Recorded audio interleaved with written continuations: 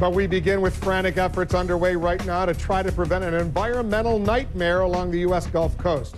Here are the latest developments. An oil well ripped open when a drilling rig blew up and sank 50 miles off Louisiana is still gushing 42,000 gallons of crude oil per day. That oil has formed a slick up to 100 miles long and 30 miles wide. It threatens the coastline from the pristine beaches of northern Florida, the most likely area of damage, the sensitive marshlands of the mouth of the Mississippi River. To minimize that threat, the U.S. Coast Guard is now prepared to set fire to portions of the oil slick. We got details on that and much more from our own Brian Todd, who spoke exclusively with the head of the company which leased that well. He is not very happy right now. He's not. Wolf was very emotional when talking about his response to this. We've got new details on safety questions surrounding BP's operations and what the company is doing to prevent this massive slick from reaching land.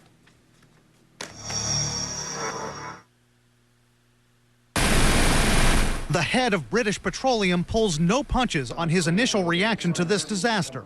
Initially, I was very shocked.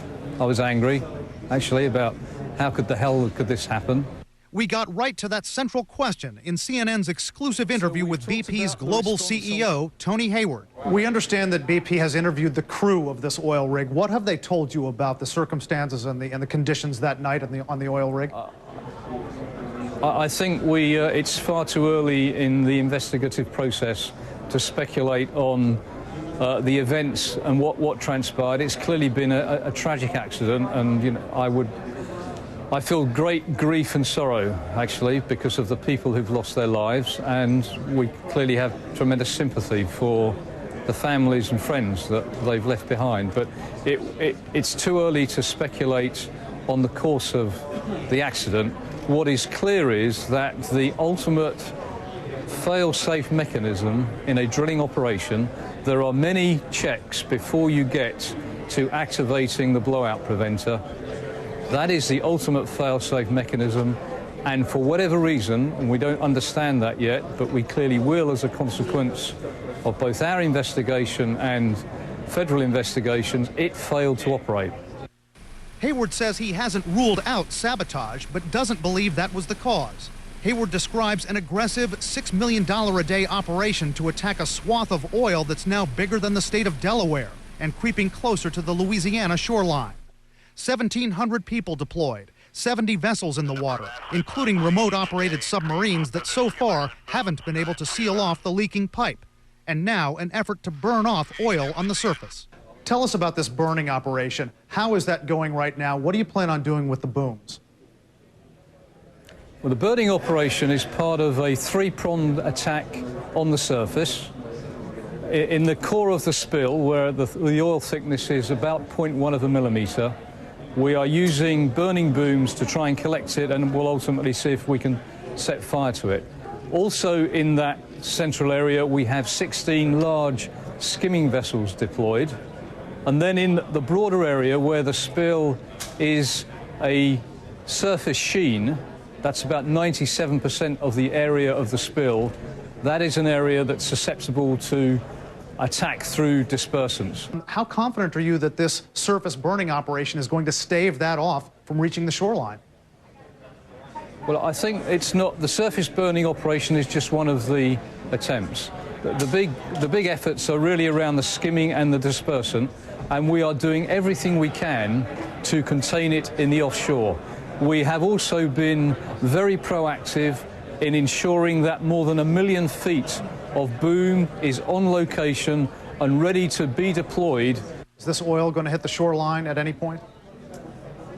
The fact is, I'm not an oceanographer, I'm not a Met Ocean expert, so it would be inappropriate for me to make a forecast.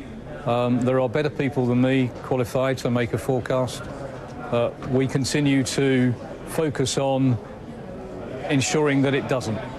We ask Hayward about a lawsuit against BP and the owner of the rig, Transocean. Filed by the family of a lost crew member, the suit specifically accuses BP of failing to ensure crew safety, requiring them to work in unsafe conditions and not properly training or supervising the crew. The responsibility for safety on the drilling rig is with Transocean. It is their rig. their equipment, their people, their systems, their safety processes. And BP bears none of this responsibility? We will deal with these issues in the fullness of time. Today we're focusing on the response, but as I've said, the systems processes on a drilling rig are the accountability of the drilling rig company. Contacted by CNN, a spokesman for that company, Transocean, said he would not respond to those comments from Hayward or to the allegations in that lawsuit by the family against Transocean, citing pending litigation. Wolf.